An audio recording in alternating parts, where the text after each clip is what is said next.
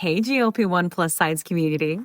Before we jump into the podcast, please take the time to leave us a 5-star review on whatever audio platform you're listening to the podcast on. Share your story and how the podcast has helped you. This will help us get referred up in the audio platform so that we can reach more people that need our help, our support, and guidance from our doctors. Help us get loud and change things. Are you interested in understanding GLP-1 medications like Ozempic, Wegovy, or Mounjaro? Then join us on the Plus Sides, Cracking the Obesity Code, the groundbreaking podcast helping people change their lives one episode at a time. The Plus Sides podcast is a disruptor. We're breaking down barriers, smashing stereotypes, and sharing inspiring stories that'll leave you feeling informed and empowered. Join us every week to learn from doctors who are specialists around GLP-1 medications like Ozempic, Wegovy, or Mounjaro.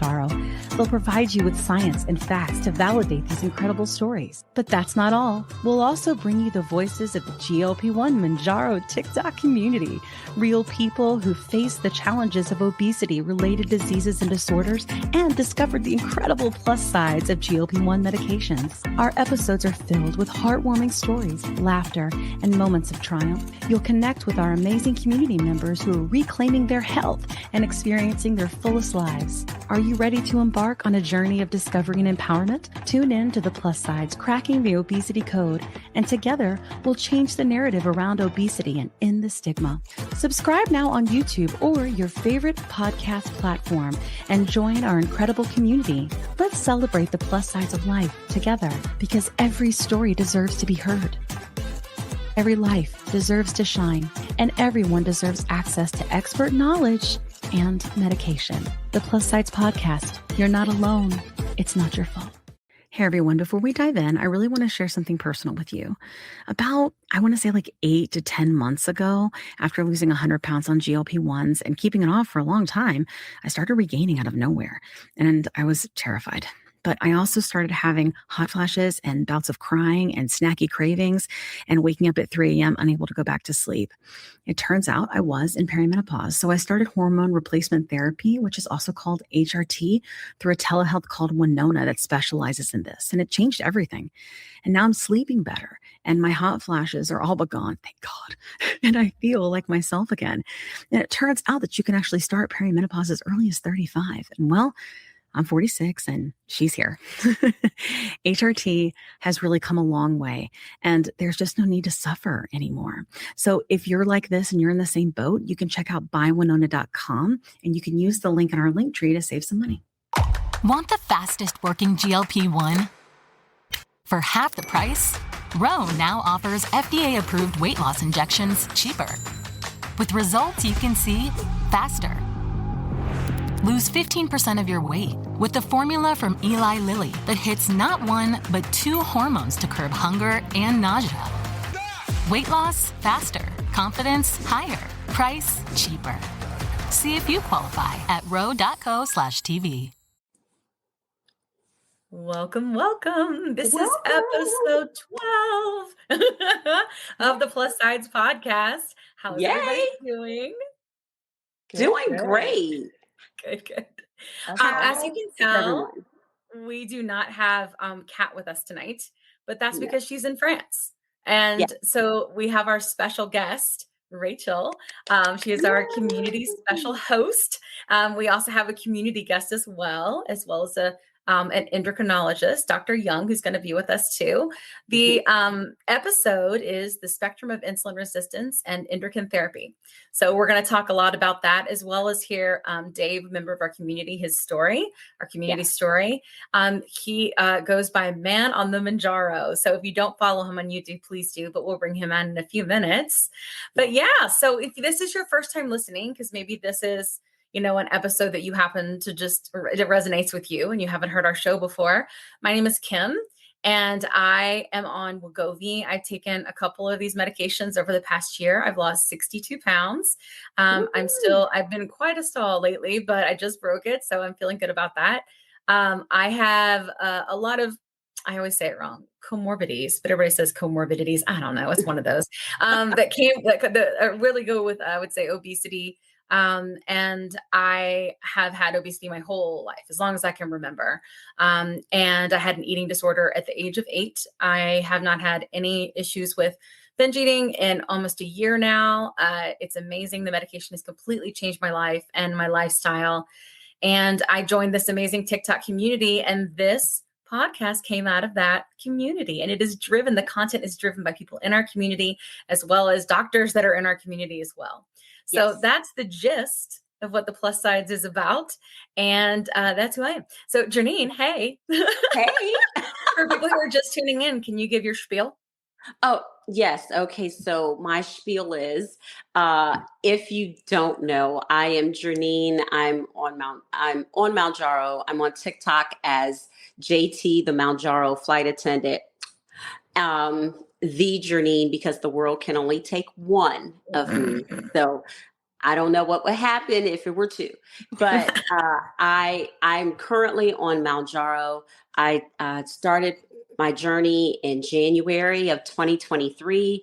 I have an autoimmune disease of Sjogren's syndrome, as well as type 2 diabetes, as well as obesity. So I know some people are like, no way, you don't suffer from obesity. Yes, I do. It's a chronic disease, and it deserves to be treated as such.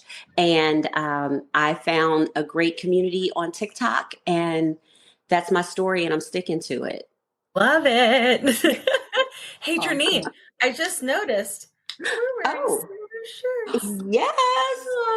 For those listening, we have a merch store. Yeah, we do. Yeah, we do. Yeah, we do. Our website and choose shop. And we now have Plus Sides gear, which helps keep the light on for the plus sides. So if you are not there, go there. Yes. Right now. Right now. Do it right now. But we are wearing our gear tonight. So Kat is in France, as I mentioned, and she will be doing butt stuff there. So she'll have some TikTok videos about her butt stuff in France. Yeah. And so you won't get your Mounjaro butt. And then she also mentioned something about stairs last time we talked. It was like Odyssey, some sort of stairs, or Homer's Odyssey or something. And she said she was going to do butt stuff with Homer, which we thought was hilarious. So if you aren't following Kat at CatCarter7 on TikTok, there will be lots of butt things. So make sure you go there. Now moving on from all of the silly things. Hey, Rach. How's it going? Rachel. Hi. Welcome back to the Plus Sides. We're so glad to have you filling for Kat today. I'm excited to be back. Yay. Cool. So for those who do not know you or follow you, you can tell us how to follow you on TikTok, and then tell us a little bit about you. We need your spiel too. Sure. So I am at Love Nest Conversation on TikTok. And very similar to your story, Kim, I have been obese basically my entire life. And, it's been a complete struggle. And I now know that I've had undiagnosed ADHD since I was 8 years old. I've had BED since I was 8 years old. And I have PCOS and infertility and all the lovely things that come along with all of this insulin resistance. And this medication has been life-changing. And for, so many of us, that is why we talk about it. That is why we advocate, because if you don't know the experience, it's a lot of trauma, a lot of pain, and to be free of that and to feel relief for the first time in your life, you want to scream it from the rooftops. So that's what I mean. Yeah, that's awesome. Yes. So something that we do touch a lot on in our community is basically having a lot of, like she said, like trauma around these things. Oh, we just lost Rachel. Me? Oh no, we just lost her name. Oh no, we didn't lose Rachel. They got confused because the box moved around. It's cool. I can edit or not. But yeah, something that we do talk about a lot is around like the different trauma and people having different experiences, so I think it's important that we do share those. And a lot of us, when we really wanted to get this podcast going would see people that were so amazed, like Rachel's talking about, like how this has changed. No, I don't know about you, but I never once in my life, one, thought there was a medication that could help me, and two, thought that it would change my life this much. Amazed at what it has been able to do. And you do want to scream about it. And the thing is that the media has their own agenda. And they have their own narrative that they like to spin accordingly, which is why we saw in the media before Weight Watchers decided to get in the Ozempic business. It was all about what we were doing about taking things away from other people that maybe had a more deserving disease. Like it was very much like that.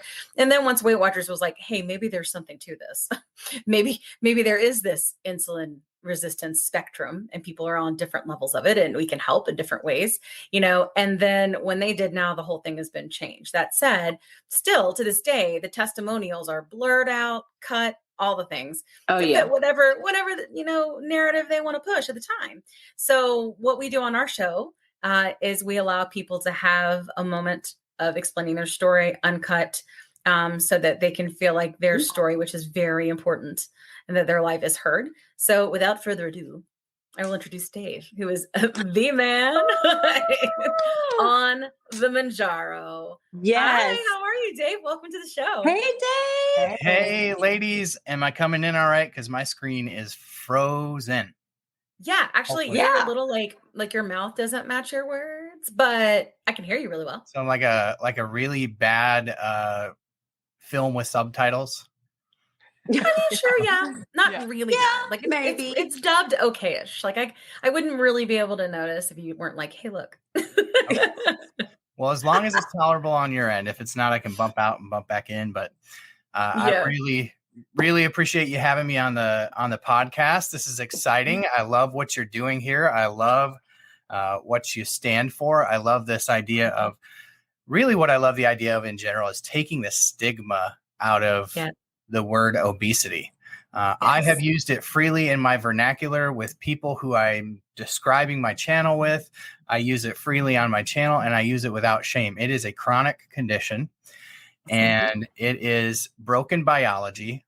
And that is why I became such a big fan of Mounjaro, GLP-1s in general. And that was really the impetus behind me starting my channel. So it's exciting to meet like-minded people.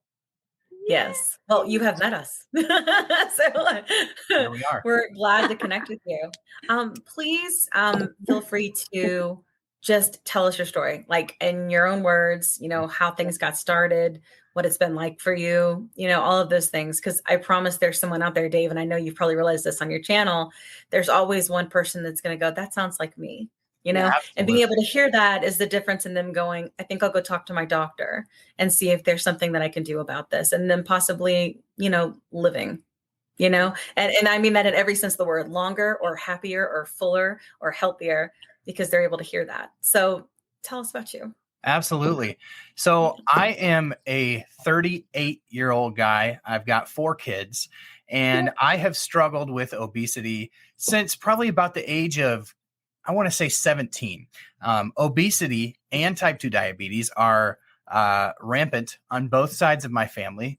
My dad actually died of he wasn't a super obese guy, but I have a hypothesis that he was very insulin resistant, pre-diabetic, died of a massive heart attack back in 2012. So I've got health issues on both sides of the family. The deck has been stacked against me, but I definitely had the mentality, not being that old, that I was kind of immune from, having to worry about something like a chronic condition like diabetes.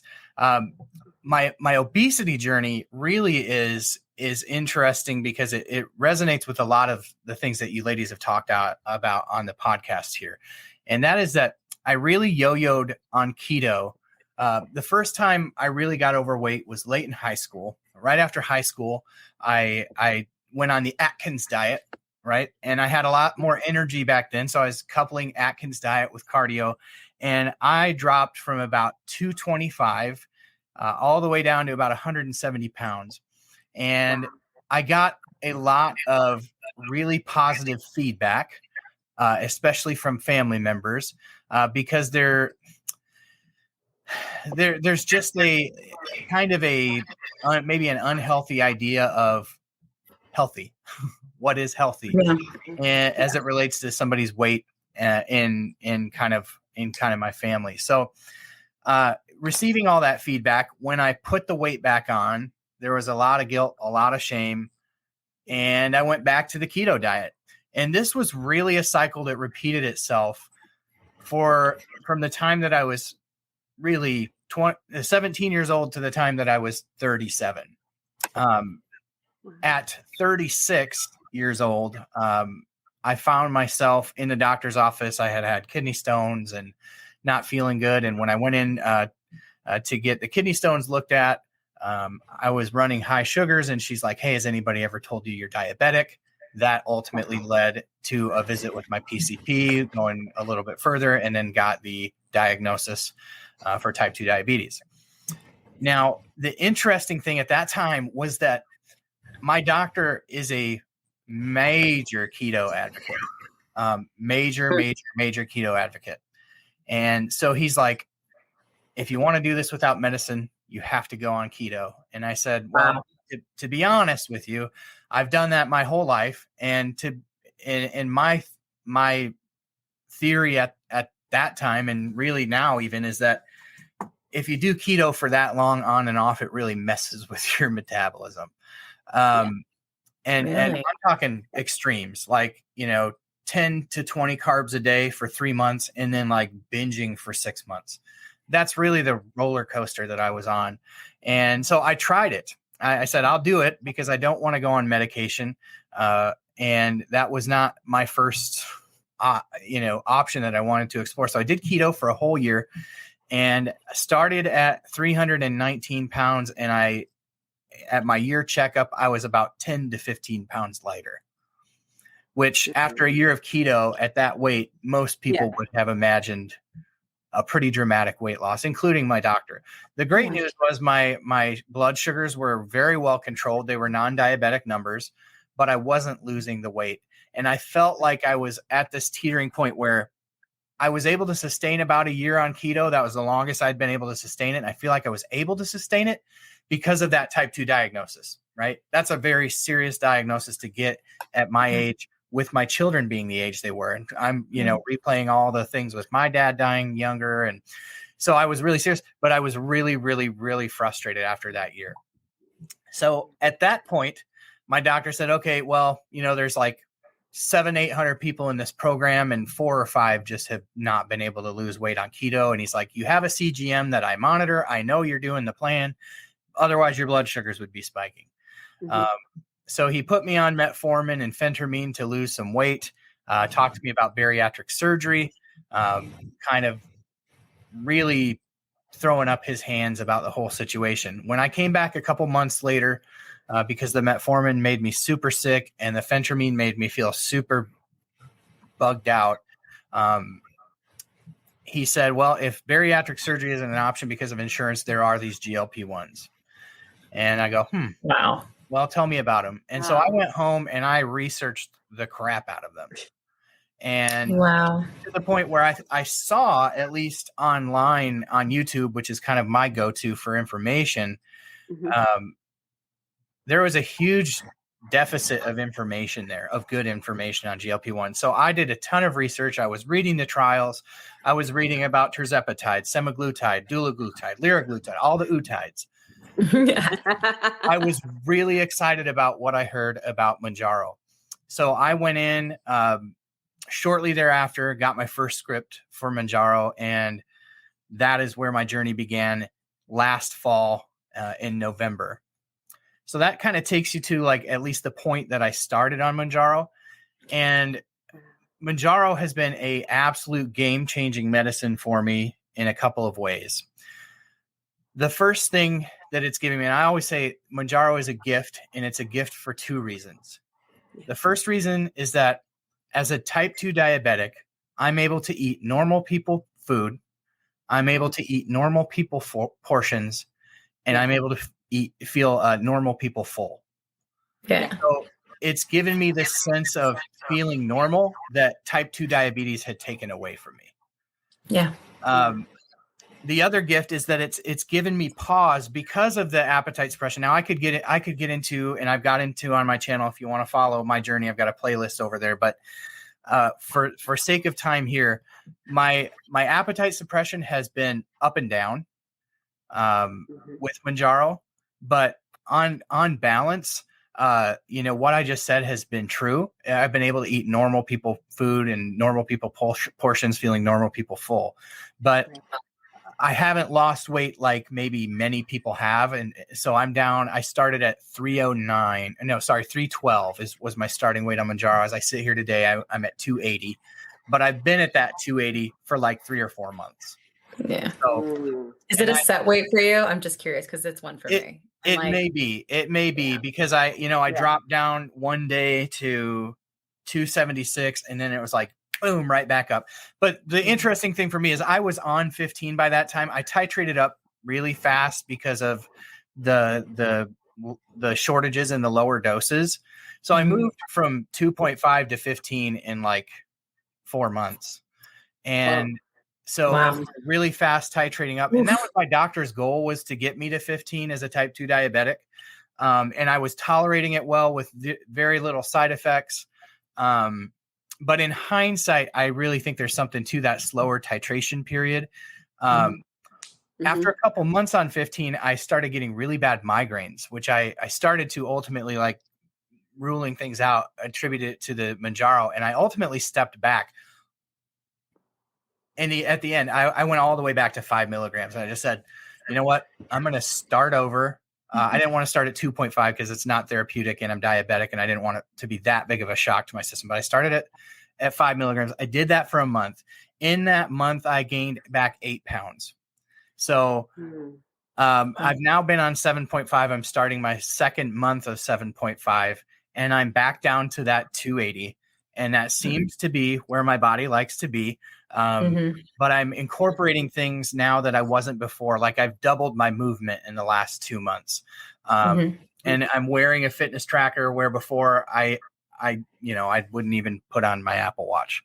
So just being intentional about the amount of steps I'm taking per day. I tend to be this person who's like, I'm extreme dieting or I'm extreme exercising. Like I've gone from 1 month eating, fast food every other day to, doing 6 months of CrossFit and then right back, so I'm like one extreme or the other.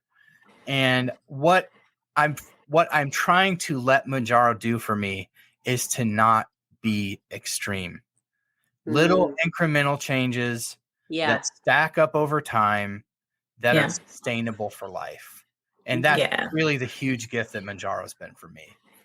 Yeah. That's awesome. Wow. That's awesome. Wow. Dave, that's great. Yeah, I think thank you for letting me share, by the way. I don't know that I've ever sat down and talked.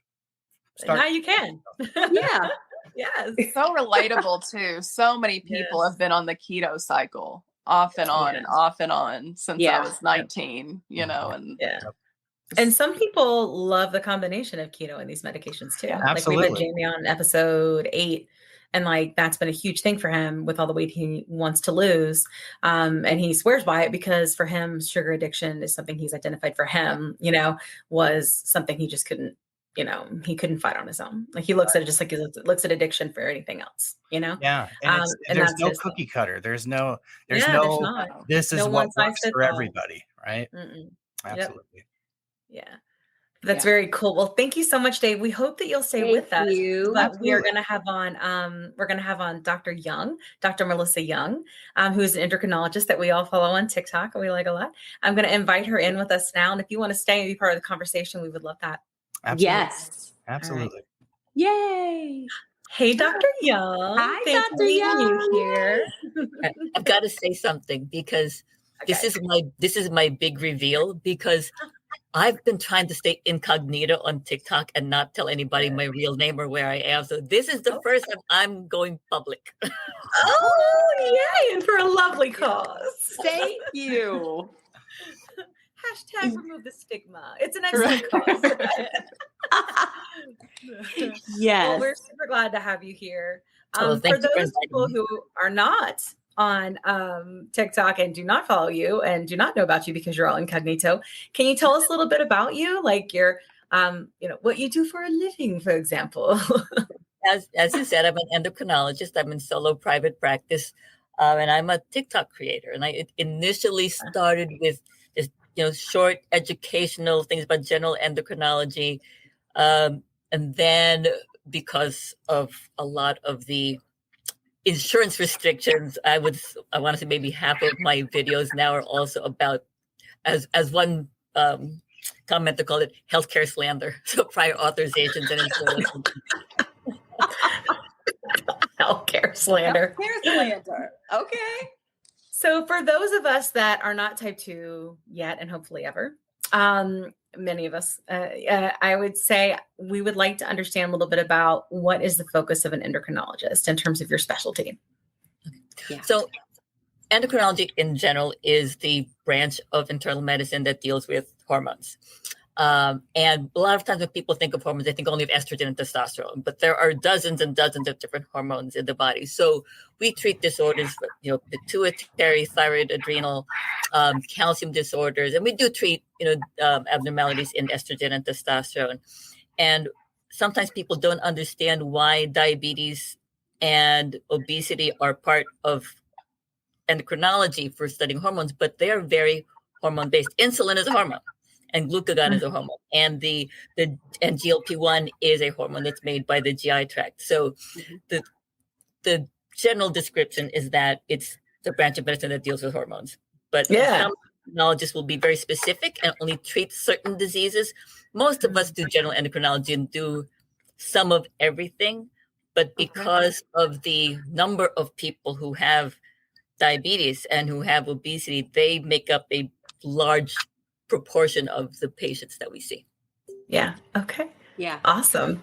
You kind of touched on it a little bit already, but can you talk a little bit more about how obesity and type 2 are related and why the same therapies right now at least, are working, successfully for both?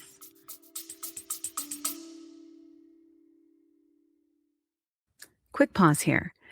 I've had moments on my GLP-1 journey where insurance changes or rising costs force me to look for a new provider. And honestly, that process can feel very overwhelming.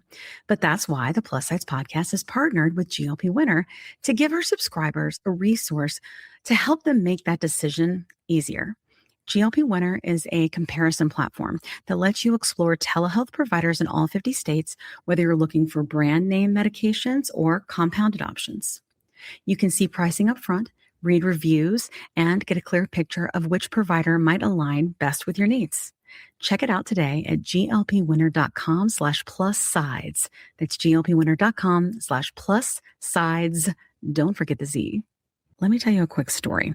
I was telling Kat how I was regaining weight after my 100-pound loss using GLP-1 medications, and I was having snacky cravings and waking up at 3 a.m., and I had hot flashes, and I was worried. But Kat was like, listen, I went through this last year. It's perimenopause, and I started HRT, and she used this company called Winona. So I started going there to see if this was something that was going with me. Turns out it was, because I'm 46. And it's been amazing. It's taken a while to find the right dose, but once I did, it's just been huge. I've been sleeping. I feel more myself again. And the hot flashes are gone, which is, geez, really bad. So I will tell you, it's just been so big for me. And so I wanted to partner with them on the podcast because obviously many of our listeners are going through this same age range and definitely are having these issues. And there's just no need for you to suffer.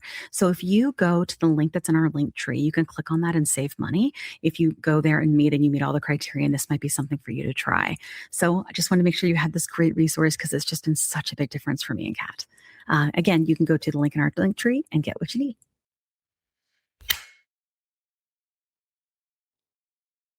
"20 seconds a week to lose 20% of your weight in a year with diet and exercise. That's the power of GLP-1s through Ro. Ro helps find the medication that's right for you, based on cost, availability, and your weight loss goals. Losing weight with GLP-1s is possible through Ro.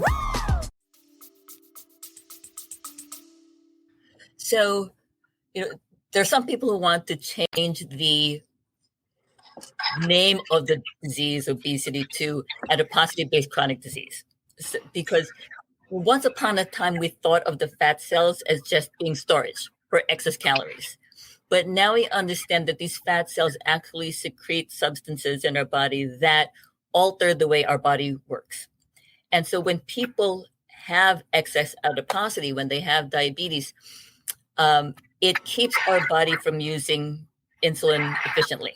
And that's what we call insulin resistance. So in order to keep the blood sugars normal, the body needs to make additional insulin. But over time, it's less and less able to do that. So, and that is when people develop type 2 diabetes. So type 2 diabetes is one of the consequences of having excess adiposity, excess fat tissue. Wow. And so the medications that work to address weight also help to address type 2 diabetes. In the past, we focused mainly on just lowering blood sugar because that's what we had.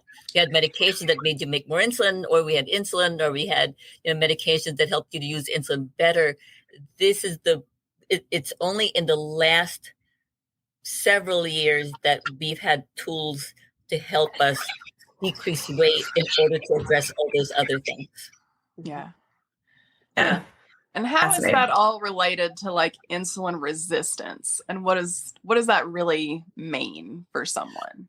So insulin resistance is that state in which the body isn't using insulin efficiently. So that means that the muscles aren't taking up glucose, that the liver is making extra sugar. And there's other things that insulin does in the body other than regulate sugar. It has an impact on our reproductive hormones. And that's why people who have adiposity, who have obesity, are also at high risk of developing polycystic ovarian syndrome because they're all part of that insulin resistance spectrum. Yeah. Gotcha. Yeah, that's fascinating. That's something that Rachel, I believe, deals with, right? PCOS, Rachel? PCOS, insulin resistance, the whole thing. And I think it's really interesting for a lot of people. Maybe you have insight here, but I talk to so many people and they go to their doctor, whether it's an endocrinologist or whether it's their PCP, and they ask to be tested for insulin resistance. And what they get back is an A1C or a glucose test. So why is that so hard to get? Because, how do I put this? I think that I'm not sure that changes management.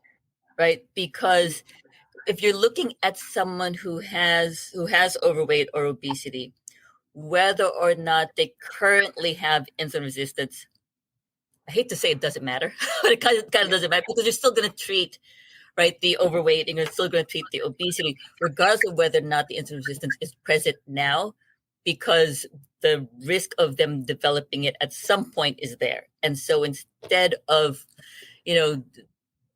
measuring and offline earlier, Dave had asked about measuring HOMA-IR, which is a measure of insulin resistance. We generally don't do that on a regular basis. They do it a lot in clinical studies, but we don't do that clinically because I think the management doesn't really alter by doing those kinds of tests. Gotcha. Interesting. I do have a quick question if you don't mind me jumping in. No. So one of the, as I understand it, one of the common, I don't want to call it a comorbidity because that's not what it is, but something that usually can commonly go hand in hand in insulin resistance with women would be PCOS, right? And on my own channel, I hear from many, many women who are struggling with PCOS, who are on some sort of GLP medicine that has helped ease that for them.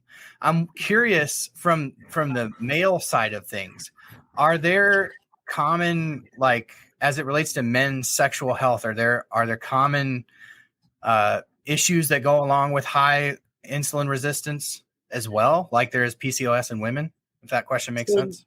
Yeah, so not the insulin resistance itself, but again, that excess adiposity, the fat cells convert testosterone to estrogen. And so men who have overweight and obesity and men who have type 2 diabetes are at higher risk of developing low testosterone. A couple of reasons, partly because of that and because that extra adiposity also affects the way the pituitary tells the testicles to make more testosterone. Whoa. And so weight loss can also be, I don't want to say the cure, but it can be the answer for some men's low testosterone levels. Wow. Excellent. I appreciate that answer. Super interesting. Wow. I love knowledge. Yeah. Yeah, we're so happy. Knowledge we is are power. all in heaven right now because yeah, we do. We're like, oh, testosterone. Oh, I know. Look. Ooh, low testosterone, PCOS, type 2 diabetes. Yeah. But Dr. Young, you heard Manuel the Mounjaro share his experience about trying to reverse his type 2 diabetes and how difficult it was to lose weight and enough weight and to keep it off, even eating strict keto. Why is that? So the weight loss industry is a multi-million-dollar industry for a reason. I mean, and I think diet and exercise is great for weight gain prevention. Once someone has gained weight, there are metabolic and neurologic and hormonal changes that occur in our body that prevent us from losing weight and keeping it off. We evolved centuries ago to deal with famine and drought and winter. And the families that survived were the people who could hang on to energy, people who could hang on to fat. We have not re-evolved to deal with grocery stores and restaurants and DoorDash. So when we try to diet, when we try to restrict calories, our body says, no, you're not supposed to be down there. You're supposed to be up here, and tries to bring us back to that prior weight. And that's why people yo-yo. There are hormones that get secreted that say you should be eating, right? And it becomes very difficult to keep that weight off. So Dave is certainly not alone in that, having the weight go back and forth. And the medications, the GLP-1 receptor agonists, help to address some of those hormonal changes that have occurred. Yeah. Okay. Wow. Thank you. Yeah. So I have another question. We've talked about offline the importance of having like a full panel of blood work done, especially prior to beginning a GLP-1. So how important is it to have blood work done prior to starting a GLP-1? And what should a doctor look for, and what test should be run before you start a GLP-1? Well, it depends on the purpose of starting it. I mean, if the main purpose is for diabetes control, for type 2 diabetes, and of course we want a hemoglobin A1C. For safety purposes, I think it's important to get a lipid panel, because although the data is not entirely clear as to whether or not the GLP-1 receptor agonists truly increase the risk of developing pancreatitis, it is in the label. And there are some animal studies that suggest that. And so if someone has very high triglycerides, that is also a risk factor for pancreatitis. So I am usually very cautious about using a GLP-1 receptor agonist in someone who has other risk factors for developing pancreatitis. You also want to make sure that their kidney function is okay, because sometimes people get dehydrated because of the nausea and the diarrhea. Sometimes people get dehydration when they start a GLP-1 receptor agonist. So you want to make sure that their baseline kidney function is okay. Okay. Cool. Okay. Would you mind me jumping in and asking a question about my own insulin levels? No, you have to leave now. Yeah, sorry. You're fired. I'm out. Forget it. I come back. Yeah, please grovel. Maybe I'll come back. So the very interesting thing to me is I hadn't looked at this in months, but I need to do updated blood work. But the day that I was diagnosed with type 2 diabetes, my insulin level, and this is measured in a measurement called ZZ, and I don't know what to make of that. I've Googled it. I can't. Maybe Melissa can make sense of it, but it was 38.3, and the the standard range it gave was 2.6 to 37.6. So I was 38.3, so higher than the high end. After a few months, I had it checked again.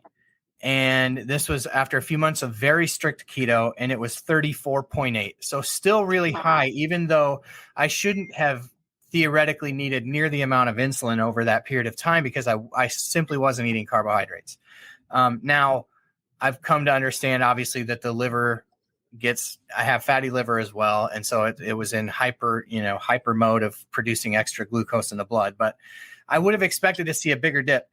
Towards the end, about a month and a half before I went in for my year follow-up, or before, it was about a month and a half before my year follow-up would have been, I went in and got it checked again, and I had been off the wagon for about a month on keto, and that level had jumped up to 48.2.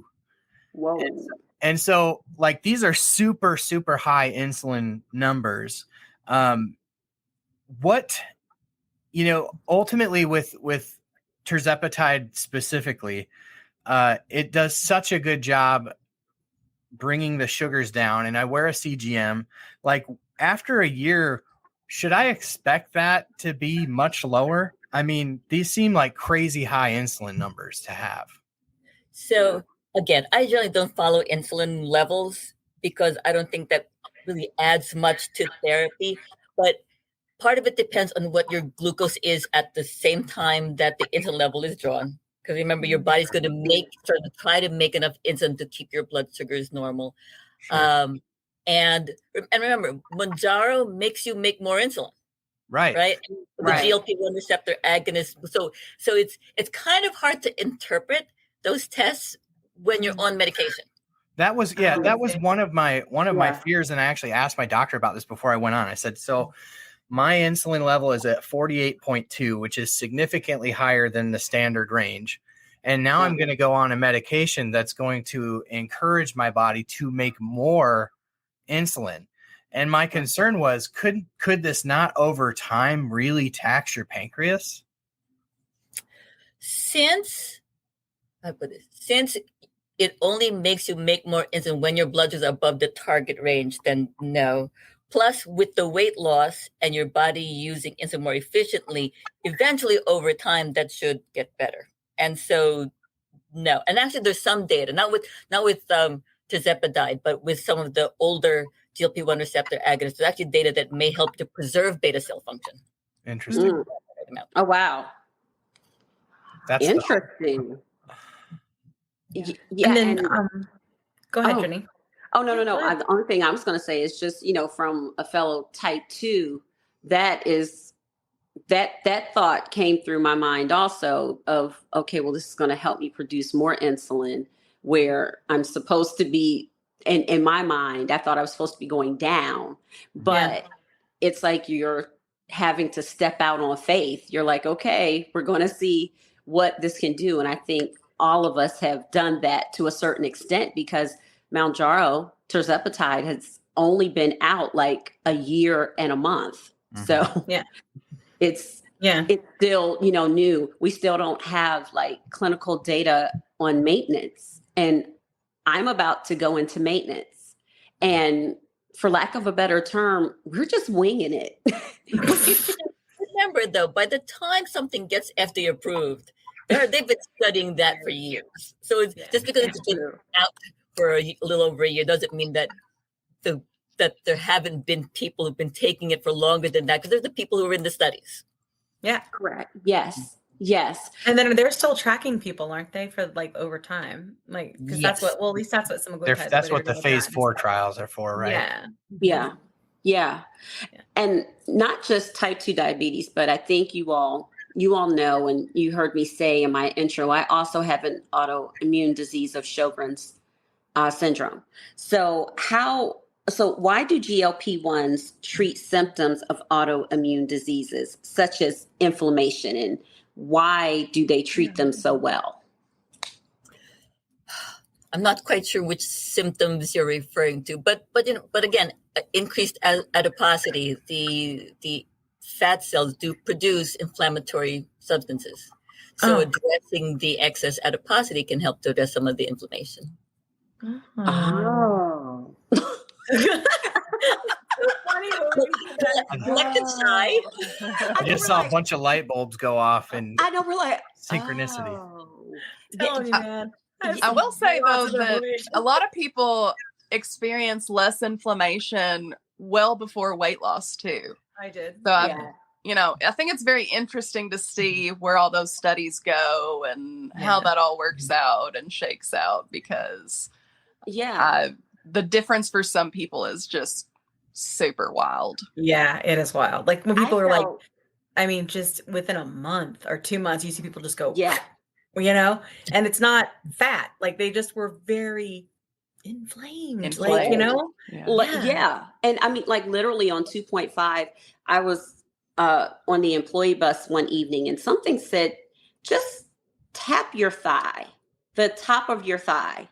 Yeah. And I did. And I said, gosh, I feel like I'm deflating. I literally said that to myself. And I know that I probably am not the only one, especially when you first began Mounjaro or when you got to a certain dosage on semaglutide. It's like you could just feel your body just deflating. Yeah. In a good way. Yes. And it was freeing. Okay, so here is my last question, Dr. Young, because I'm just geeking out right now. You speak about, you actually speak out, about obesity on TikTok and advocate for those who suffer from the disease. Why are you such an advocate? I am because, it's my job. Right. Patients come to me every day, but regardless of what I'm seeing them for, and so many of them struggle with weight loss, and I see how important it is to them, and I hear from them how frustrated they are, and it's taken such a long time for the medical community to understand that this is a chronic disorder. I mean, it got its own ICD-9 code over a decade ago. And even then, it was not recognized that it was a medical disorder. And not only that, but patients themselves have their own internal bias. They blame themselves. Dave, it bothered me every time you talked about normal weight and normal food and normal hunger. Because like, why is he calling it that? Because I never felt normal to him. Yeah, because he feels abnormal. Wow. But that bothers me that you, and I understand what you're saying. But I think people they blame themselves, they blame their bodies, and that acts as an additional barrier to them seeking help. Because when you think it's your fault, you're not going to ask somebody else to help you, because you have to do that for yourself. Yeah, that's so true. And we hear people talking about, they talk about cheating on their diet. It's not your spouse. You're not cheating on your husband. You can't cheat on your diet, because that gives it so much. It gives it a moral aspect to it. Yes. And I'm glad that you said that. It's not immoral. Yeah, I'm glad you said that, because it's actually something that I usually do say as a caveat on my own channel, is that what Mounjaro is helping me do is to break this idea of there being a moral decision in my decision with my diet. Yes. When I say normal people food, normal people portions, normal people full, I'm more speaking to, at this point, the fact that I'm type 2 diabetic, and that in order to keep my sugars in check without the GLP-1s, I can't eat what the average person eats and expect the same results with my blood glucose. So really, I'm speaking from a diabetic standpoint, but I would say that from the point that you're talking about, it is something that I struggled with pre-Mounjaro, and that Mounjaro is helping me to rewire, is this idea that a food choice is a moral choice, and a food choice can be a moral failing when it's not. And that's part of the bad wiring that's been done over decades of yo-yo dieting. Yeah. Yeah. There's no such thing as a bad food. Otherwise, it wouldn't be food, right? It would be poison, right? There's some nutritional value to every food, some more than others, right? And some things you need to minimize. But even if something is all carbs and sugar, we need a certain amount of sugar in our body. So I tell them there's nothing bad, and saying that you cheated on your diet, like I said, just gives it, a moral aspect. I don't think should be there. Right. So I advocate for people, because I see the struggle, and we can't help people unless they accept the help, and we can't help people unless we are willing to help. Yeah. Opening people's eyes to that, I think, is the only way to get the treatment started. Yeah. We had an episode with Dr. Matea Rentia. It was last episode. I love her. Yeah, me too. Sure, she's awesome. Great, by the way. Yeah. And we talked about sort of this idea of eat less, move more, and why that doesn't work for everybody. And it certainly doesn't work once you hit a certain level with your weight. And I remembered thinking, and even you having this conversation, something that was a really big moment for me. And like, keep in mind, there's some trauma, so I get a little weepy. I'm already getting there. So when I first joined TikTok, and I just started taking these medications, and I mentioned I've struggled with obesity my whole life.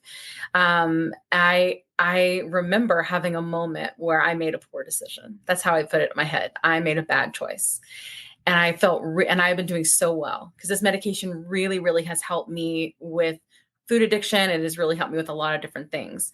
And I reached out to Rachel, who was actually quite a big creator and didn't have to respond to me. And I said to her, I did this thing, I did this bad thing. And she said, I don't like to think during this journey, think about giving food moral worth, right? It's just food. And that in that moment was exactly what I needed to hear. And from there, many things that I've done, including this podcast, have been because of that moment of realizing that plus the medication, I wouldn't have believed it if I hadn't been on the medicine, to be honest. There's something about it that just helps you see things in a different way. And another thing I've realized too, talking about the child obesity thing, is that with my son, so my son's on the spectrum. If you don't know a lot about autism, what you would refer to as like Asperger's. It's not what we use in the community, but it makes the most sense to people. And I don't want to put my shit on him. Do you know what I mean? But he doesn't really have problem with overeating or anything like that. But he has a lot of sensory issues with sound and texture. And so I wanted to have a conversation with him about food and being good food bad, because I had heard him say it a few times. And I was like, how do I do this without putting my shit on him? And I explained it with, I don't even know why it came to me. We were going by a gas station. I said, here's a gas station. You can go there and you can get 4 different grades of fuel, and none of them are good or bad, but there are some that are more premium and better for your car, depending on what kind of car you have. And I explained it to him, and I was like, I just wanted you to understand that, and he goes, Mom, you'd make a TikTok about that. That was pretty good. And I was like, oh, God, maybe I'm not screwing this up. But that's what I wanted him to understand, right? Is that, especially now as he's growing up. And then I broke it down for him because he loves McDonald's. And I was like, we can have McDonald's. It's cool. But we want to make sure that we're choosing premium fuel when we can, so that we have plenty of room to have our lower grade fuel, which may not be the best for our body, but it's super yummy, And he was like, yeah, I can do that. And I was like, and maybe we think about having more protein than French fries. And he's like, I already do that. And I'm like, so I think it's interesting. You have to also have all this trickle down to your kids, and like Dave had mentioned that this was something he had genetically and that he had dealt with as growing up. And I never really know if I'm doing the right thing, although that's sort of parenting in general, isn't it? I don't know. I never know what you're doing. Another podcast. Parenting. That's a whole other conversation. Yeah. So I wanted to Rachel, I think you had a question. Actually, I don't want to take your thing that you had written. Sorry for the tangent. Sorry, I'm just paying attention. Totally entertained here. But before Rachel starts, I have to go fly I have to go fly. Yeah. So those that don't know, Janine is a flight attendant. She has to dash. I literally have to dash, but I leave you all in the capable hands of Man on the Mounjaro and Kim and Rachel. Dr. Young, it was a pleasure. And the next time we speak, I won't have to fly, but yes, I have to go. All right. Exit. Look, good exit this way.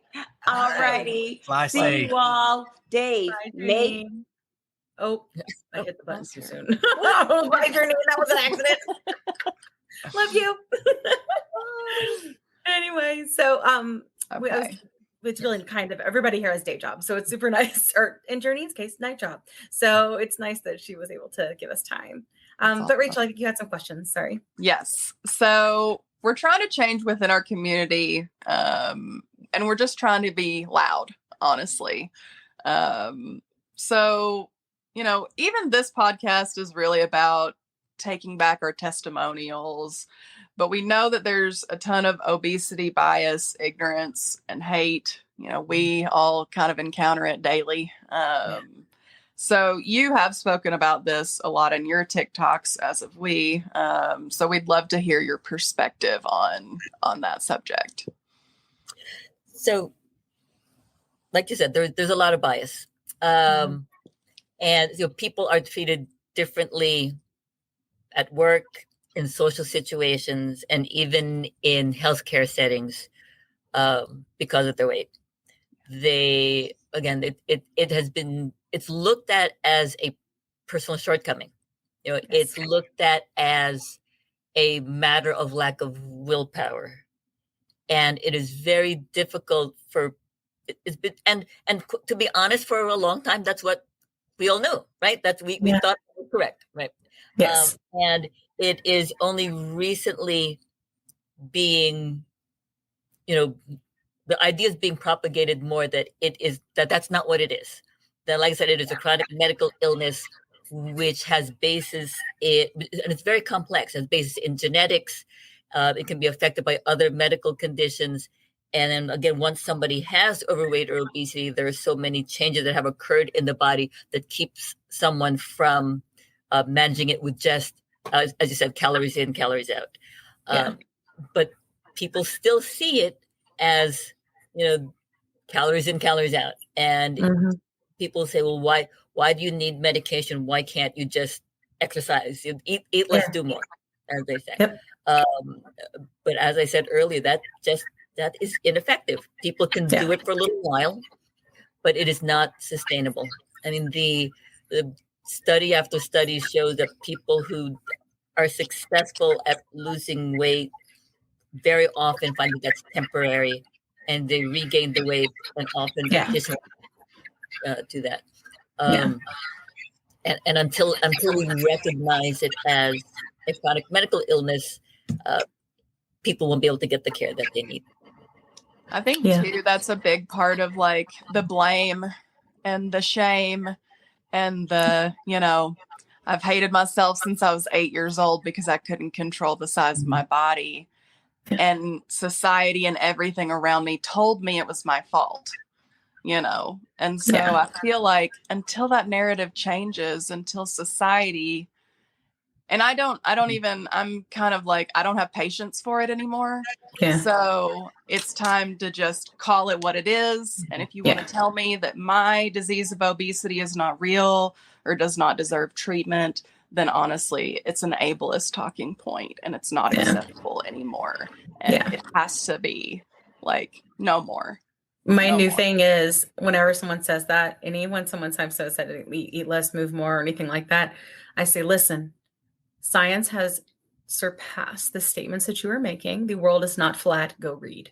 Like, I just or go check out this podcast that our community's made, because it has. I mean, that's where we're at, is people are still stuck in this like frankly, bullshit narrative that we've had in society forever. But also, we've known about this for a while. Like scientifically, this is not for a while, but that's not sexy. And so that's what's in the news, right? What's in the news is, fat and lazy, right? Your fault. That's still out there. It's only just now starting to come to pass, and that's really only because of money. In my opinion, like, there are people in the game now, like Weight Watchers, like Noom, that are like, and also these medications, It's a big money machine. Obesity is a big money machine. Like I said, it's a multi-million-dollar industry. Yeah. That's why there is Weight Watchers and Noom and Jenny Craig and Nutrisystem, because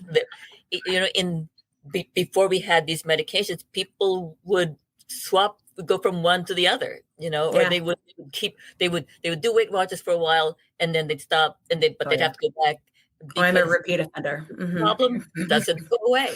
And I think what you're saying there to me is what actually makes it exciting, that you see some of these companies like Weight Watchers, like Noom, embracing the science behind GLP-1s. I mean, I don't like the consolidation of anything. So the consolidation of telehealth and all that stuff is a whole different topic. But I do think, one of the things that I define my journey by is, I always say, at least for me, obesity was a disease that may have started in my mind, in a sense, and was very behavior based, but became a disease of the body. And it's like the Nooms, the Weight Watchers, the fill in the blanks of the world have always treated the behavior, but they've never treated the other aspects. They've gotten better over the last few years of incorporating some psychology, but never the biology. And obesity, especially type 2 diabetes, is broken biology. And so I am at least encouraged to see them embracing that, although I know that it's only about money, and that the case is being made for it afterwards. But it's hard to care at some point, right? Like, you're almost like, I don't even care, man. If you're on board and you can change all these ding dongs and we can have better lives and live longer, be happier, fine, whatever. Right. As long as it helps people, we'll let it go. Yeah. Like, at first I was like, all the trauma triggers in all the land, when I was like, diet culture is getting into GLP-1s, the one thing that works for me. But then eventually I was like, I don't care. Like, gets the word out there a little bit more to people that might not know. Well, and to your point, Kim, like, the only thing that we hear about GLP-1s in the media, it's all negative. It's Ozempic face, Ozempic butt, Ozempic hand, Ozempic finger. Have you heard that recently? Yes. It's whatever ridiculous nonsense they can put out that's clickbaity and negative and can cast, a negative light on people using medications for weight loss. At least you can look at the positive side of a Weight Watchers acquisitions of Sequence as being something that at least gets a positive element into the mainstream narrative. Yes. Yeah, it was interesting to have that conversation with my dad, who is type 2, and go, did you know Weight Watchers is now in the Ozempic business? And he goes, really?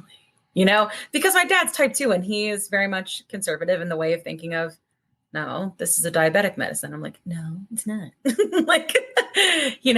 I mean, I think that's helped people kind of be jolted out of this old way of thinking. Like, really? They spent all that money and shifted the way they're doing things because of said medication? Maybe there's something to it. Like, that's what's, I think, the if that happens when they see that in the news, is maybe there's something to it. Drives me crazy. Anyway. Rachel, I think you had a question about. Yeah, that's a pretty good segue into. Talking about shortages. Let's just talk about it. Things are continually added to the FDA list, and it feels like there's going to be, another rift in the community between type 2 diabetics and people that are taking it to treat obesity or any other condition that's off label.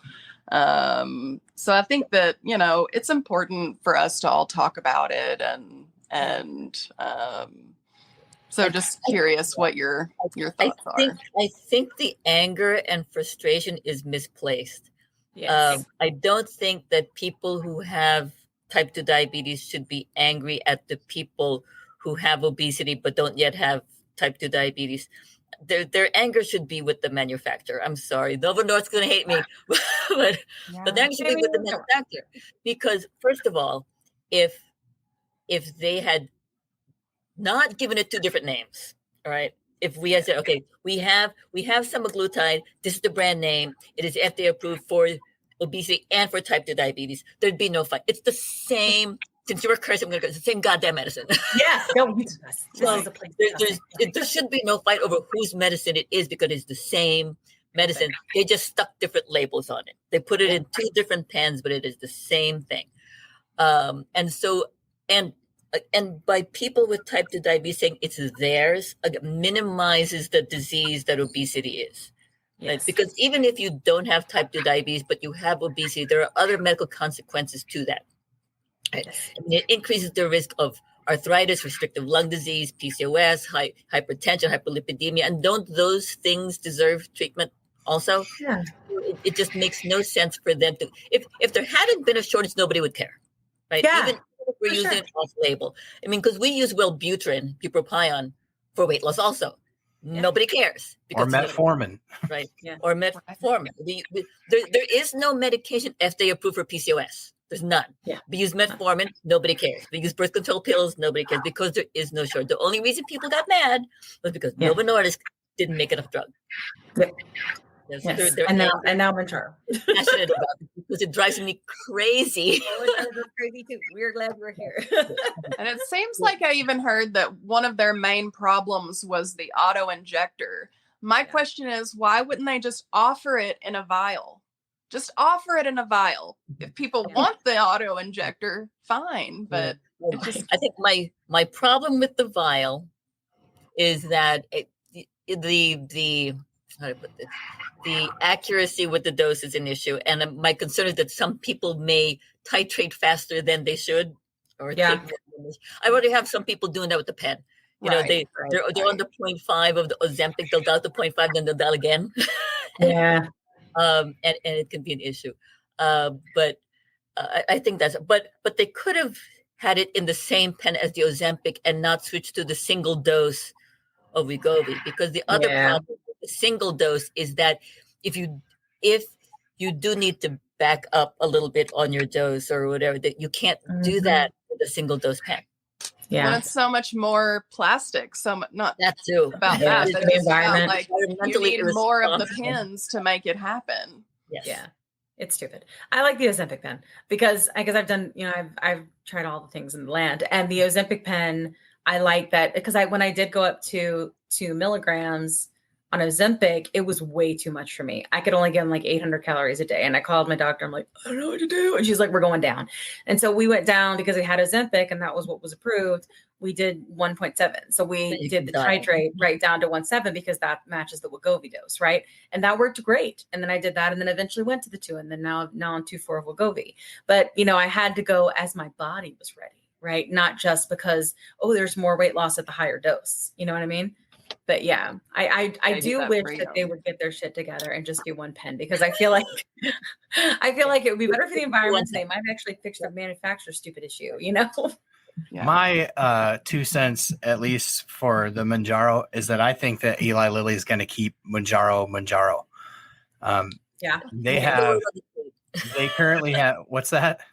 That's the word on the street, that they're going to keep it Mounjaro. I think that's what we want. Yeah, I think so. I mean, it creates manufacturing efficiencies for Lilly, and like Lilly as a company they're really under the gun because this year their COVID medications expired and they're trying to replace all that revenue for their investors. And they're a really highly valued company. Some would say overvalued. So they have to deliver strong with Mounjaro. That's what all their chips are on the table with Mounjaro. Plus they have Retatatride coming down the pike as a weight loss medication, which will be a whole new medicine with better results. It looks like, and their flagship in the future. But it would be super good if we could talk about that. Such a good segue, Dave. Do you know much about the Retatatride? Like, is it? Yeah. Is it? Because I know it helps with the liver, but how is it? How different is it? So Retatatride is very. On my channel, I call it Retatrutide. So retatrutide is very similar to Mounjaro, where it acts on the GLP-1 and it also acts on the GIP, but retatrutide also acts on the glucagon receptors. And it's not the first medication to try. There was another one that maybe Pfizer tried. I can't remember who the other pharmaceutical company was. They could not get it through trials because of big issues with tachycardia. So the big news on this is it's a triple acting medication, and that they've been able to do it thus far through phase 2, and now they're in phase 3 without the tachycardia issues. And I can't remember the percentages of weight loss that they were seeing with it, but it was significantly higher than Mounjaro, tirzepatide.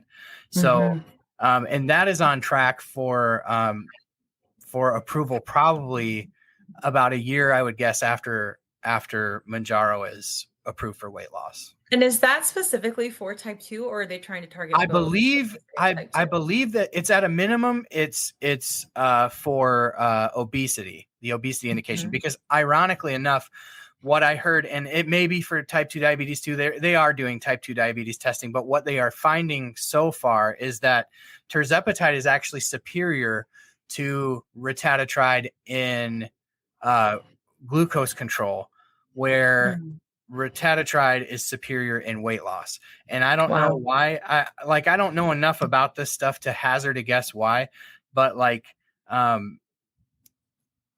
it doesn't. There's something about the GIP. I think bodies respond differently to it, and I don't know how. What the mechanism, the different. Let's ask Dr. Young. We happen to have a doctor here. Why we're talking. I'll be honest with you. I think he knows more than I do about this. He's really looked at it. But I mean, I can only hypothesize that, each molecule is different. And so the proportion that it affects the GLP-1 receptor agonist may be different than the proportion that it affects the GIP-1 and so on. So it may be better for weight loss and not so much the insulin secretion and things like that. And that might be why. Yeah, I think ultimately we'll see it as a weight loss medication. Otherwise, they're just like chasing one drug with the other. Like they got to get their money back on Mounjaro. So I think ultimately their focus is with retatrutide being a weight loss, but there were some diabetes trials going. It seemed like Mounjaro was still edging it out. Interesting. Yeah. Speaking of the fact that I've sort of said, we're not even at the beginning of this stuff. We're in the middle, right? I think there's just going to be more and more things coming down the way, which is why I'm like, you know what? That's a job for future Kim, if I'm going to be on this forever or not. I'm just going to do this for now. We'll see how it goes, But the one thing that I do think our community is going through quite a bit right now, with back to the Mounjaro thing, is the fact that the coupon that everybody calls the OG coupon in our community is set to expire at the end of the month. If you don't have insurance coverage for Mounjaro, if you don't have type 2, right? Because they've changed those cards. We talked about that quite a bit. Right. But we are seeing a lot of things in our community of people taking a lot of risk. And the one thing that I've tried to point out by the different doctors that we have on here, or if they have red flags for if you're going to choose to do the compound route. And many doctors have shared, if it looks like this, or it says like this, or it sounds like this, don't do it, And I would love, as we're trying to compile that for our community, for things to look for that were probably not safe. If you have anything to share, that would be really helpful. I mean, the problem with the compounded semaglutide, and I don't like when people say compounded Ozempic, because it's not compounded Ozempic, because it's a different form of semaglutide, one that is not FDA approved for use for therapy, and the solution that they want to dilute is not the same as Ozempic. And so to just give someone a vial of semaglutide salt and say dilute it with sterile water and inject, that seems very unsafe to me. So I would recommend, as frustrating as it is to not be able to get, Ozempic, wegovy, or Mounjaro due to shortages, I really highly discourage people from using the compounded substance. If I can just dovetail on that too, in everything that I've read about, I'll call them the name brands, Mounjaro and Ozempic, is that what the magic, these are polypeptides. These are long chain amino acids. they have been lipidized by these pharmaceutical companies to extend the half-life of the medication so that they can be a once weekly injection. Like you go back to liraglutide, Saxenda, and Victoza, which are daily injection. That's because the half-life of peptides is typically very short. And so Novo and Lilly have found a way to lipidize these polypeptides so that you only have to take them once a week. Otherwise, without the lipidization, the half-life is much shorter. We're measuring that in hours and not days. And so I think one of the interesting things that I don't hear any of the prescribers that are prescribing compounds on, and I'm not shooing people away from them, I'm just asking questions, is that we have to. That's what this is about. That lipidization is part of what they hold patents on. And so I don't think you're getting that lipidization with these salt versions of these polypeptides. And so I think the half-life's a lot quicker. So I think you're getting, in other words, you're getting if you take the maybe the analogy of taking a normal tablet pill that dissolves and you metabolize very quickly versus an extended release, like that's the difference. You get it all at once, boom, whoa, and then it's over.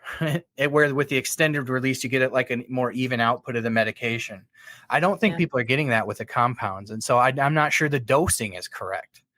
Perhaps it should be a lower dose taken more frequently. I don't know. This is just what I'm positing. Well, I think that's the problem, though, Dave, is that we don't know, right? Like, I think it's a huge problem. That's why it's scary. Is there's just not enough information out there. We really don't know. And like what I have seen in the past 2 weeks, but especially this past week, of what people are taking, and y'all know, if you watch the show, I am so scared for our community, because the problem is they finally found out they had a disease. The problem is there finally is medication to treat it, and now somebody's taken it away. And the reason they're taking it away is because of insurance companies coming in and saying, we don't want to pay for it, for drug companies coming in and saying, we're going to lower the price, right? And now everybody's sending out money and threatening doctors and saying, don't prescribe these off-label for your patients, even though that is a proven way to treat said diseases, right? There's peer-reviewed articles, there's studies, like we have tons of data on these things, and they continue to do this, and people are desperate. That's the situation that we're in. So they're going to do it. And so if they're going to do it, and I know that, I would rather us put them in a situation where they have as much knowledge as possible, right? So what you just said, Dave, it's really important, right? For them to consider, it's a consideration, right? Or, hey, if it says research grade on it, maybe don't do it. If it says not for human consumption, maybe don't do that. Or really think about that. If you're having to mix it up in your fucking house, maybe that's not something that you do, because there are people that go to school to know how to do that. There would not be certifications and degrees for people that could just do it at home because it looks simple. And I feel like we have to have something out there where people know, look, we ain't saying do it, but we're saying definitely don't do this. There are plenty of places, plenty of ways to get compounded medication that does not involve kitchen science. And they don't all involve semaglutide salts also. So, that's an important distinction to make too. I think that, and I've done a couple videos on this, is that compound medications from sterile compound pharmacies with a doctor's prescription are not the same as these bootleg tirzepatide, bootleg semaglutide ads that you're seeing all over social media. Research grade. Same thing. Research grade, not for human consumption. These are not the same as compounded medications. No. Yeah, I'm the same. And like, that's the thing too, is I do recognize with me and treating my obesity and other things that I have, and you may not watch the show, but I have horrible, debilitating, obsessive anxiety. Since I started this medication, it's gone. It turned off like a switch. I don't know how I even functioned before. I functioned highly. I don't know how, but I did. But on the inside, I felt like I was just living in my brain in a hurricane. I just thought that was what it was like. I just thought that's who I am and that's what it's like. But now I live in like the eye of my storm, So I'm still myself, but I'm a much more chill. Before this, I had no chill, you know? And so, but I think about the way my mind was and what torture that was, and I can't go back. And I know that's what people are feeling. And so and they don't have a lot of money. They don't have maybe $500 to buy the best, what maybe is compounded. That's probably the most safe. They're spending $200 and taking a risk and mixing shit in their kitchen. And while I wouldn't do that, I also have a little more disposable income than the average person. Not a lot. I ain't rich or nothing. And I am spending a lot on this podcast. But, you know, for the most part, like, I have a little bit extra that I would go for the 500, whatever, as opposed to the 100 scary thing. But I would go for something because I know me. I can't go back, you know, and I know. That's such an important point, Kim, to make, just because so many people from the outside looking in are seeing it as, well, she wants to get skinny, you know, she wants to lose weight. She wants to look better, but way more than the weight. You know, it's so much more than that. It is very physical, you know. You mentioned, Dave, that, you know, it is treating our body and our physiology. And I just feel like it's very obvious that the mental health aspect of this is not just mental health. It's the physiology affecting my mental health, and the medication is treating it. Yes. And it is so much more than this person is desperate to lose weight. You know, I cannot go back either. Yeah. Like the change is outrageous in so many of our mental health related to BED and just. Oh, we're not on TikTok. We can say here. And, you know, all of it encompassed, all of it rolled in together. Yeah. And I don't do that anymore either. I've been binge free for almost a year now. I feel control of my life. I feel in control of my choices. And I can't go back. But 330 days. If I was going to make the choice, and I think this is where we get in the situation where if I was going to make the choice, I would likely go through my doctor that I know it chooses a compound pharmacy, that I am getting it directly from that compound pharmacy, not my doctor. You know, he makes the prescription and he said, I'll put my name on the line for this because I think this is the one that's the safe. Now, that being said, we don't know that nothing's fail safe, especially in this situation. But if I had to take the risk, those are the steps that I would probably take, you know. But I hope I never have to. But unfortunately, we are in with our community and with the scarcity of these medications, with the cost of these medications, and with the, you know, recent pulling of prior authorizations and auditing of prior authorizations from the pharmacy benefit managers, we're there. Have you seen more people than not, you know, are going to have to make a decision. Yes. Yeah. I'm curious if anyone has seen, I just came across this the other day, and I happen to be a patient of OptumRx, where starting in August, they are auditing the medical records of anybody who is attempting to fill a GLP. Yeah. Actually, Dr. Michael Albert, if you don't follow him, he was on our first episode and he posted about that. He's like, let me let you know what's coming, you know? And then he gets the scary letters too about like, not only will we audit you, but like, we will report you to the boards and we will this and that. Or we will possibly report to law enforcement. Like that's the shit that PBMs are sending out right now. And we have to, the community, I don't know how, but we have to push back against that. It's ridiculous. What other disease? Here's that kind of reaction. We use other medications off label, and again, like I said, nobody's cared.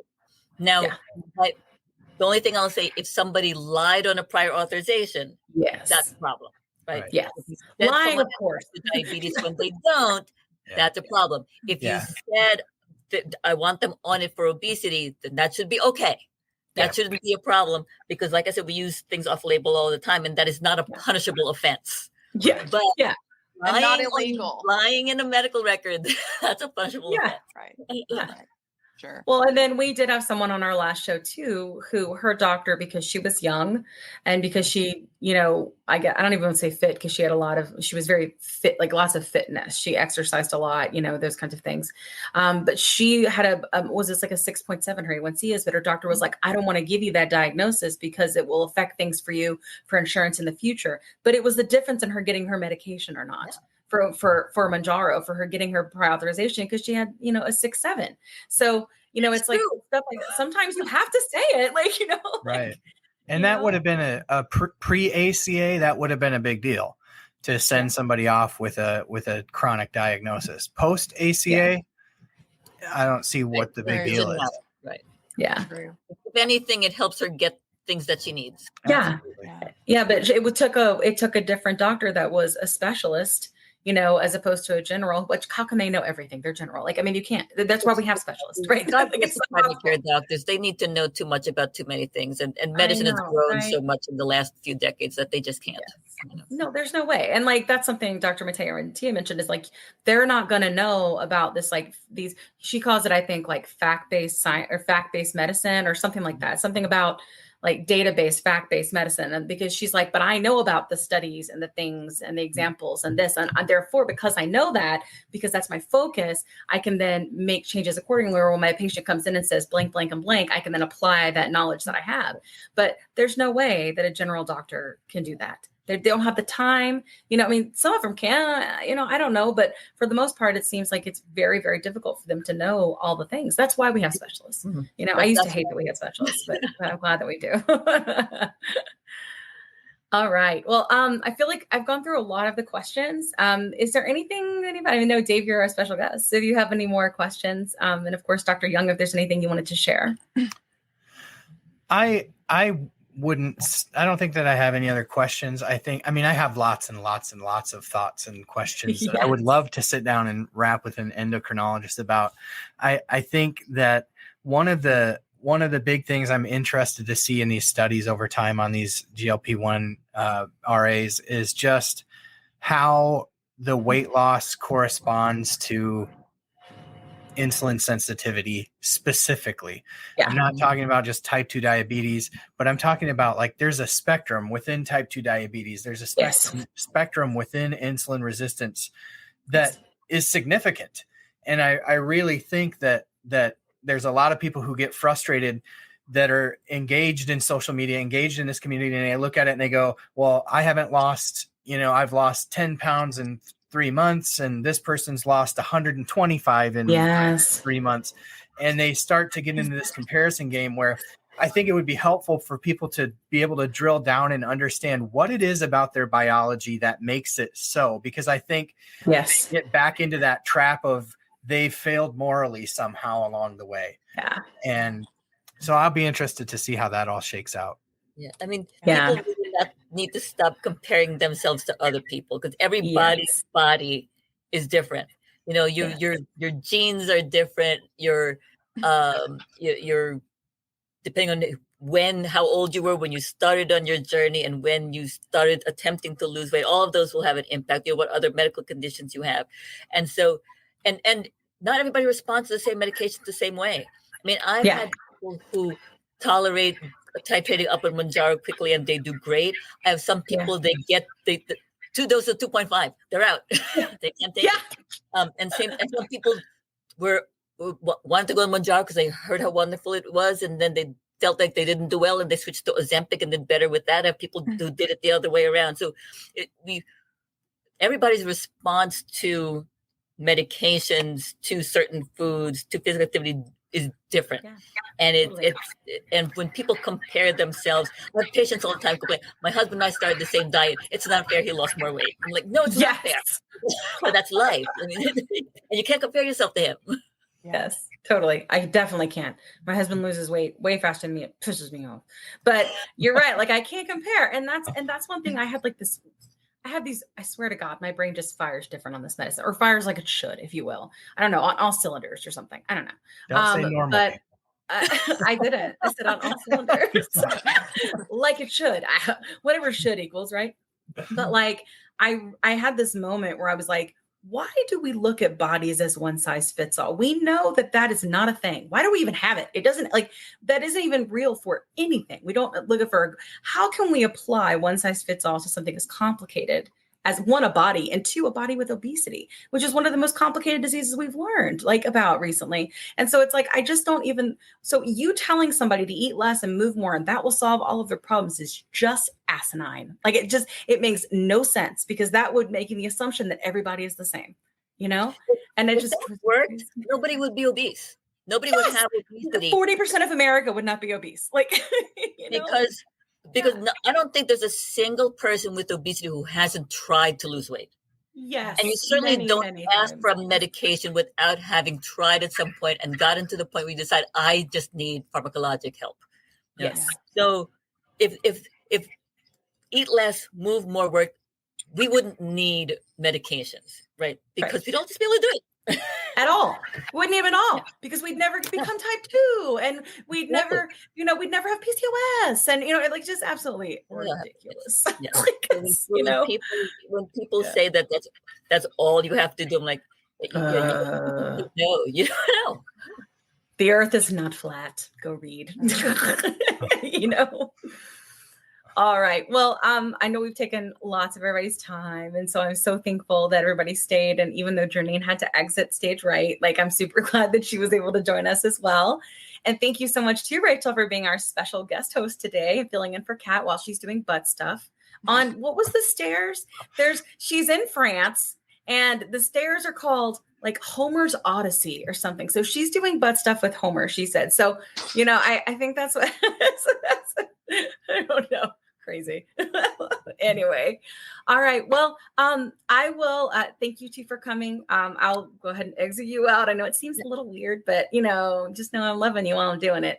And thank you so much for coming and joining us today and helping us educate and advocate around obesity, especially thank you so much for Dave for sharing your story. And thank you so much, Dr. Young, for helping us really validate those experiences, because that is a lot of people look at us as kind of fat, whiny people. I mean, frankly, they do. And having someone go, no, science makes sense is a big deal. And it will help somebody else out there go, oh, Dave sounds like me. Yeah. Dr. Young said facts. Maybe I should talk to my doctor. So putting those two together, that's what we hope. And that's what we're seeing from comments that we get from people. So thank you so much for your time. You're welcome. Nice to meet you all. Nice to meet you too. Thank you. Yes, of course. Hey, Rach. Hi. It's just us. And us gals. At least, I don't know, 3,000 more people that watch us and listen to us. Really? Yeah, that's amazing. Those 3,000 should definitely share the podcast. Yeah, share it out. Yeah, we're getting there. I mean, it's it grows by about 100 every week, 100 to 200. So yeah. So I we wanted to grow obviously more. But every single one of those people. I am on a campaign right now to get Rosie to love our podcast. I just want her to be like, hey, this is a good podcast. Go watch it. Because then more people be like, oh, because I'm a small creator. People don't know me. You know what I mean?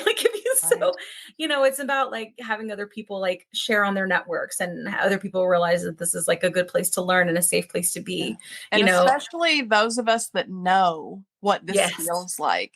Yes. We should feel the responsibility to share because we know what it feels like to be on the other side. And if every single one of them matters and every single one of them deserves to know that it's not their fault. They deserve to feel this feeling of relief. They deserve everything that we've experienced. Yes. And your and I's journeys have been very similar in a lot of ways. And that's why I say if you have a place where you don't feel accepted or you do feel like your doctors have told you it's not your fault or whatever it may be, just know that there is a place we do have people that come, to TikTok and are part of our community. And it is a very accepting, and loving and supportive community because we all get it. It's we all just get it. And it's like we want it for everybody else. We want it for everyone. Yes. We want it for you.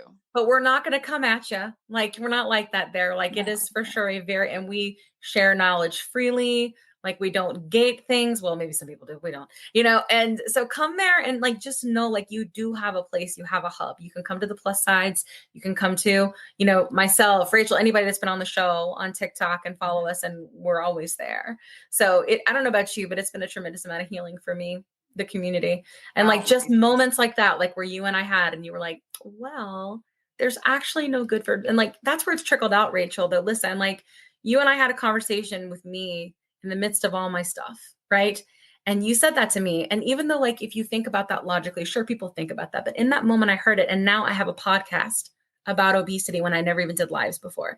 The trickle effect of what this medication can do and what your words can matter to other people and the things that can come from that are really, really big, you know? 1,000%. So that's why we have to be careful with like the things that we say and try to like do as much positive as possible, you know, because it's just so important. But now look what's happened. And because of the podcast, Rachel, like we have people, I get messages constantly that people say it's a safe place. I can learn there. I saw my doctor. I feel so much better. I'm so glad I found this. And it's because we're, you know, going to other mediums and stuff, and people needed to hear this. So keep saying the things that you say because they've made all the difference in my life, you know? Yeah.